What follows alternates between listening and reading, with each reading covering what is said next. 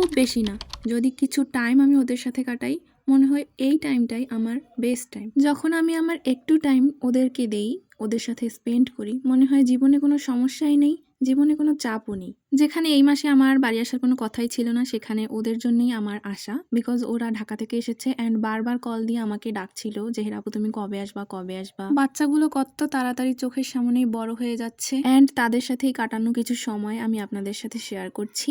মেসের একঘেয়ে দিনগুলো থেকে যখন বাড়ি ফিরি, ছুটির কটা দিন যে কোন দিক দিয়ে চলে যায় তা নিজেও বুঝতে পারি না। এই ক্লিপটা দেখেন, ও ওকে মারছে বাট ও হাসতেছে, হয়তো এটাকেই টান বলে। সাফাবুড়ি কিন্তু জুবুর ছোট, কিন্তু তবুও ও বুঝে যে ও তো চলেই যাবে, একটু না হয় মার খেয়েই নি। আমাদের মধ্যে আমার বয়সী কোনো বোন নেই, আমার কোলে একটা আছে, ও সবার ছোট, অ্যান্ড রিস্তা আর ওই যে সাফাবুড়ি। কিন্তু আমার মনে হয় যে ওদের সাথে আমিও ছোট হয়ে যাই। এই সময়গুলোই মেসের ক্লান্তিগুলো আমাকে ভুলিয়ে দেয়। এই যে দেখছেন সবার মুখে এত হাসি খুশি, এত মন ভালো, রাতেই আর এই খুশিটা থাকবে না, বিকজ ওরা চলে যাবে অ্যান্ড ওকে ভুলিয়ে ভালিয়ে নিয়ে যাওয়া হয় সবসময় দাদি বাসা থেকে। কারণ ও জানে গিয়ে আবারও চার দেয়ালের মধ্যে বন্দি থাকতে হবে, কিন্তু কি আর করার বলেন, যার যা কাজ তার সেই কাজ তো করতেই হবে। অনেক অনেক ভালোবাসি তোমাকে জুবু, এবং মিস করি সব সময়।